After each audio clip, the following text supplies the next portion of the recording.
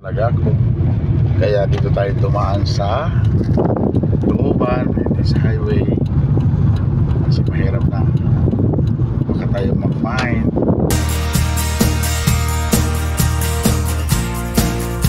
Yun, good morning everyone. Good morning na naman sa ating lahat mga kababayan ng OFW dyan. So for today's video ay mag-update lang tayo sa ating YouTube channel, Roblog Everyday. Yan. So pupunta tayo ngayon sa isang location ulit na may bibilihin tayong pintura para sa ating Suzuki. Ang problema, kinakabahan ako, hindi ko napansin yung akin palang road tax para sa aking sasakyan ay April 3, April 16 na ngayon. So kumbaga isa na rin ako sa pasaway sa kalye. Oh my God. Pero sorry po sa lahat, hindi natin inaasahan, ngayon ko lang din napansin expired na pala yung road tax ng ating service. Kaya bahala na, sana walang roadblock o walang traffic o walang maganap na what do you call this,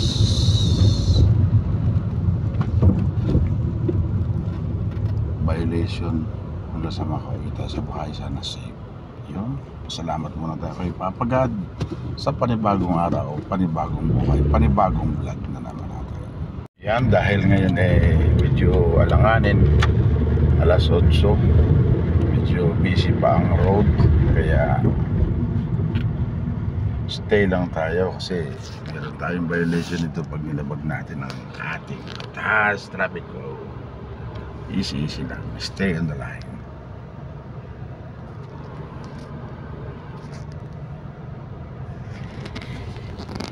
Tingnan nyo sa kabisihan ko sa trabaho, hindi ko napansin yung ating palang road tax permit ay expired.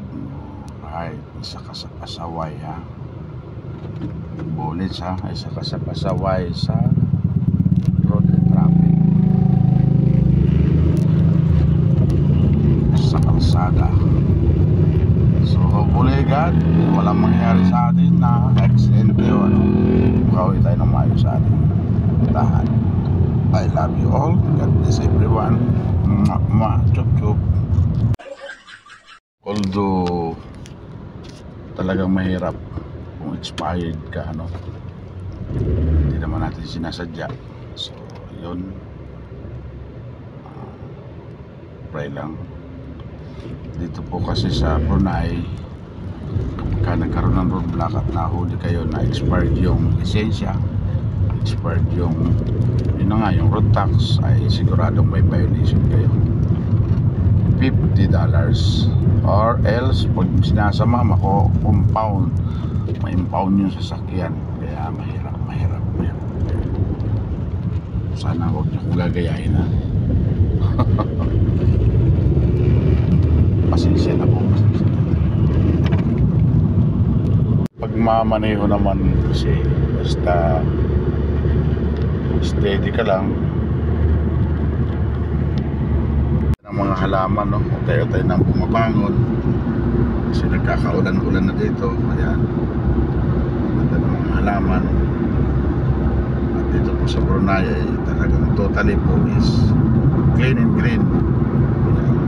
Ayan, pakaganda po. Sa lahat ng gustong pumunta rito, introduce ko itong bansa na to, baseball at saka malapit lang, Brunei Darussalam. Good morning sa ating mga followers, subscriber dito sa Brunei. Salamat sa inyo sa panonood sa aking channel. Although hindi naman tayo ganun karami, pero okay lang, at least alam ko na may nanonood sa aking channel. Thank you and God bless everyone. Good morning, happy Tuesday.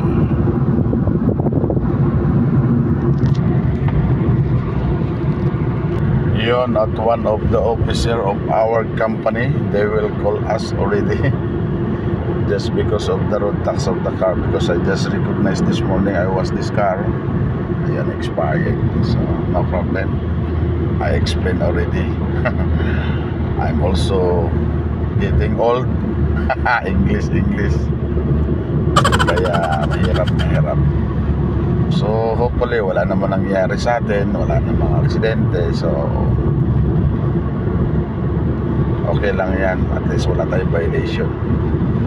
So ayun, nandito na rin tayo sa Gadong, at malapit na tayo sa location natin bibili ng ating bibilihin. So after tayo makabili, balik agad tayo kasi delikado magkaroon ng roadblock. So hindi natin masasabi ang panahon, kaya ayun, laban lang mga kababayan. Ganun talaga ang buhay, easy lang. Kung may mali man tayo, ay sorry everyone.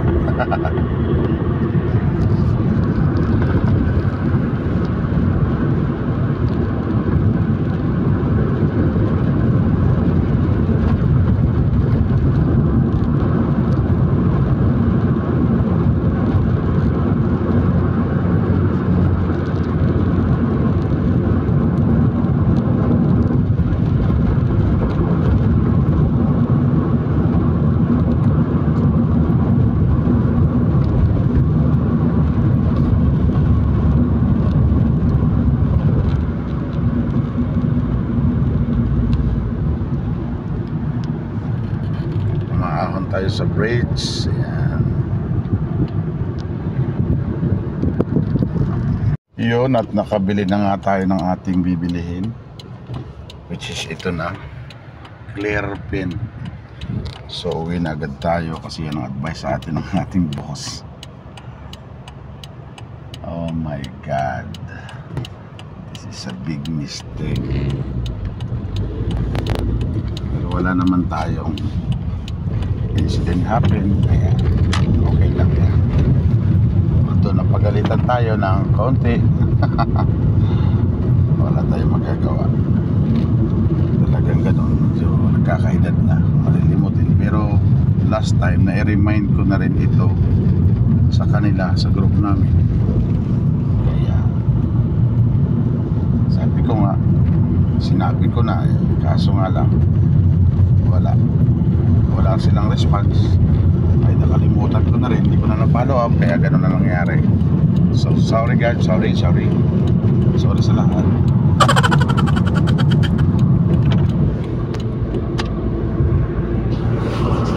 Pauwi na. So ganda naman ang dali ng traffic ko, sana walang roadblock, sana makauwi tayo ng maayos with our Papa God sa ating destination, location natin, bahay.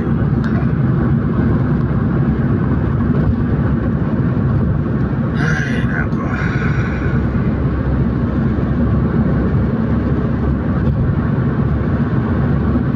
so pagka ganito namang maaga, wala pang roadblock, problema lang yung mga bandang alas 10 yan, nagro-roadblock na sila kasi nga siyempre iwasan ko dito yung mga ganito. So isa na ako sa pasaway. So ayun, so balikan ko ulit kayo, update ko ulit kayo sa akin channel na ito, raw vlog lang. Sinare ko lang yung history ng buhay natin dito, at saka location ng ating pinupuntahan, bawat pinupuntahan natin.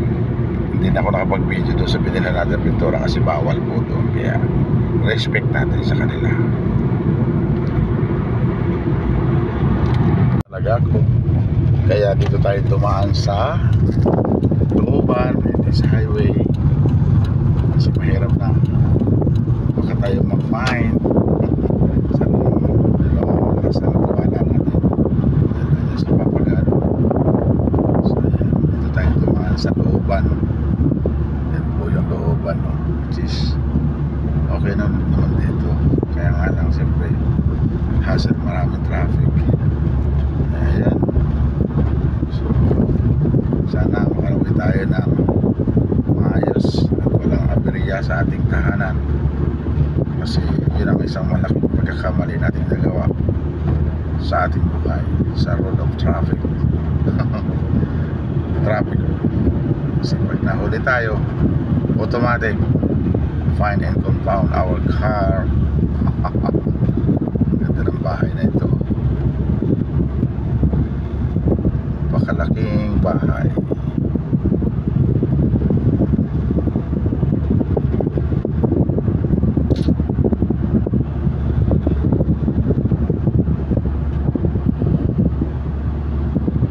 Yun, patuloy tayo sa ating paglalakbay.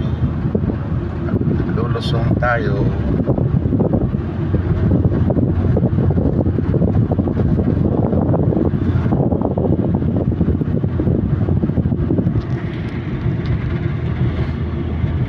Sana walang roadblock. Sana makauwi tayo ng maayos. Good morning, good morning. Shout out kay Mami Chi dyan. Shout out sa aking nanay na hindi na namamansin. Okay lang. Sige, shout out sa inyong lahat dyan, brothers, sisters, and Philippines. Kumusta kayong lahat at sa lahat ng OFW all over the world, all over the country. Shout out, shout out. Kumusta kayong lahat?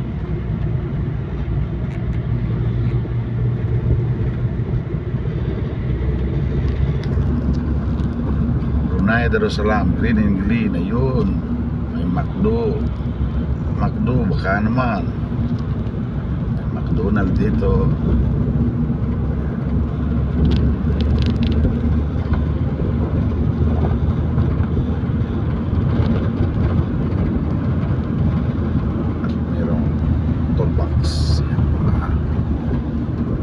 Gamit ng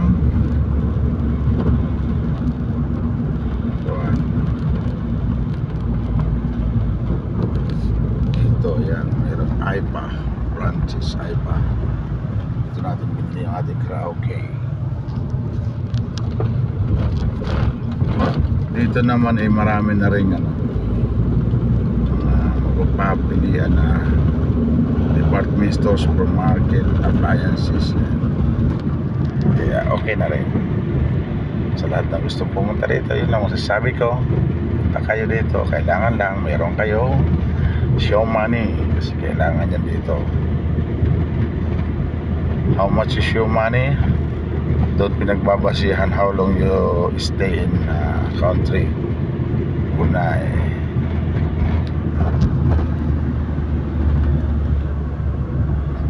Department store.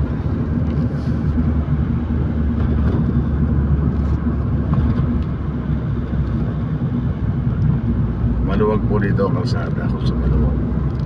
Kaya lang ang medyo mahigpit. Kasi hindi natin masasabi kung saan sila magro-roadblock. Kaya delikado ang buhay natin. Delikado ang buhay natin.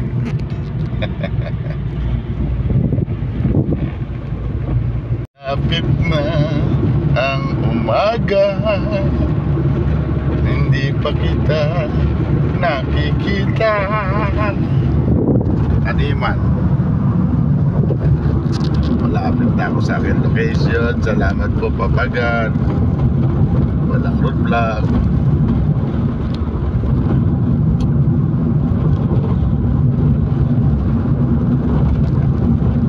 O yung mga bahay, ito na mga bahay dito sa looban. Nandaan, hindi po tayo nag-highway. Kanina po tayo nag-highway, ngayon hindi. Ito ng bahay. Wow na wow.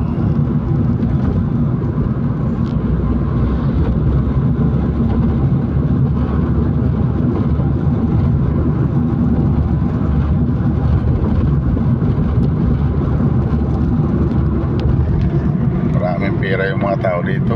Tayo lang ng patayo ng bahay na magaganda.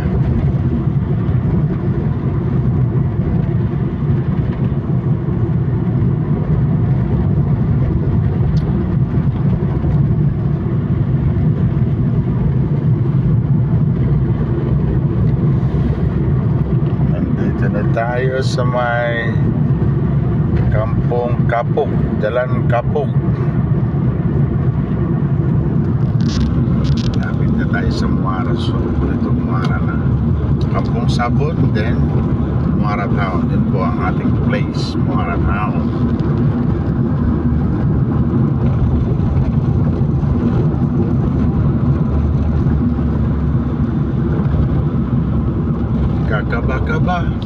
kakaba-kaba, kakaba-kaba ang matanday, kakaba-kaba. Oh my God! My God! Ating kaibigan, kasalubong natin. Basta kayong lahat dyan. At shoutout nga pala sa ating mga vloggers na Kinatutuwaan, Harabas, kay Idol Chopper Sniper, yeah, mga ka-sniper dyan. Basta kayong lahat.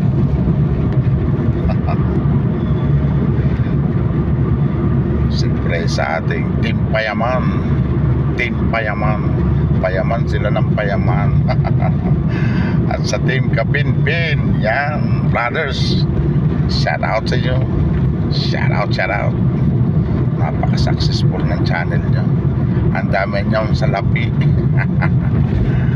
Shout out everyone. At ito na nga ang roundabout. Na-meet na natin ang roundabout ng Muara, my hometown. Yeah. So, nakaligtas tayo sa highway. Sana dito sa may amin wala roadblock.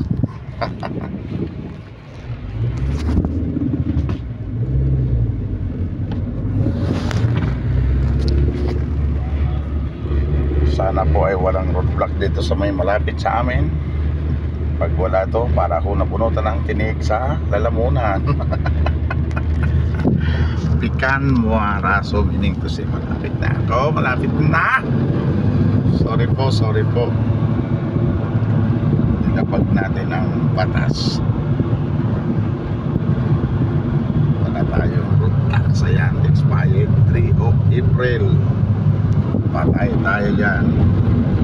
Nagalit ang ating tagalakad ng road tax kasi sabi, bakit ngayon mo lang sinabi 2 weeks nang expired.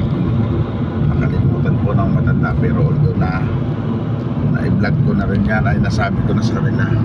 Suli department store dito sa may amin. Yun, clear po tayo, clear. Wala nang roadblock. Wala na talaga. Yan, okay na. Salamat sa Lord. Salamat po sa paggabay sa akin. Wala tayong nalabag na violation. Wala tayong violation pala. Wala tayong violation, kaya okay tayo ng maayos. Salamat po, salamat. Yan, nandito na tayo talaga. Time check 8:45 na po. 8:45, ayan. So tayo muna ay kukuha ng pira sa lapi. Yan, sa Bayduri Bank. At tayo magpapagupit naman. Napakalaguna ng ating buhok, kaya pagupit gusto nating magpa semi-kalbo. Hindi po, ayaw po, magagalit ang aking my love. Ano lang tayo, haircut lang. 2x3 yan.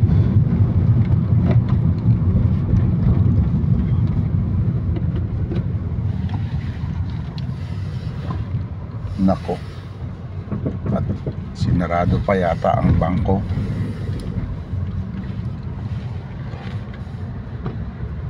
Patay tayo dyan. Out of order. Tayo ay mag-withdraw muna ng kaunting pera at tayo magpapagupit Malaguna. God, nandito na po ako sa Muara. Thank you Lord. Thank you kay Papa God.